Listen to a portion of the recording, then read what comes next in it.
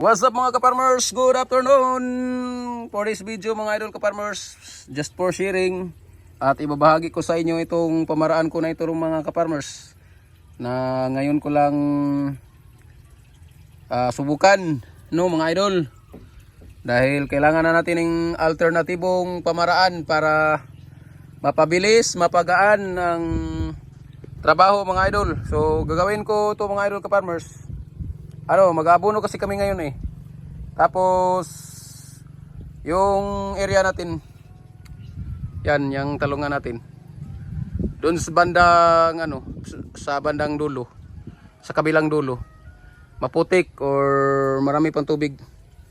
So mahirap mag-abono, buhat-buhat yung tagi isang balding tubig mga idol ka-farmers, tapos balik-balik, di ba? So ginagawa ko ito mga idol ka-farmers, nagmix na lang ako ng pataba sa tangke na ito at gamit ng makina na ito mga ka-farmers, ang 1 horsepower water pump. Dadalhin yung abono doon sa area natin at ito na ang gagamitin mga idol ka-farmers, itong hose na to, yung ginagamit namin sa pagpapatubig. Ito na ang gagamitin sa pag-abono. So sa ganito mga idol ka-farmers, sa ganitong pamaraan, mas mapadali, mas mapagaan ang trabaho namin. So yan, first time natin na maimbento ito mga ka-farmers, no? First time natin na subukan kung mag-work ba. So try lang natin mga idol ka-farmers. Nagbibideo ako dito para makapag-share din sa aking kumbaga plano. Ngayon ko lang to na mga ka-farmers na dumating sa aking utak na ganito ang gagawin para mapagaan o mapabilis ang pag-aabono namin.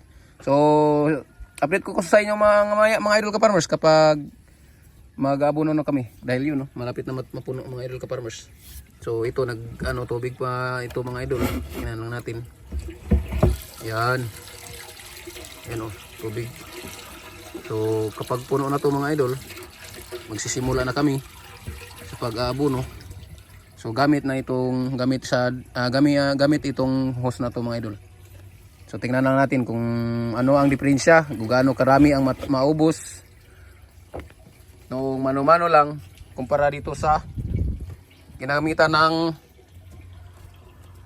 water pump 1 horsepower. Yan Okay, update ko kayo maya mga idol ka-farmers. Ang ginagamit pala nating abono ngayon mga idol ka-farmers ay 1620 at Crop Giant at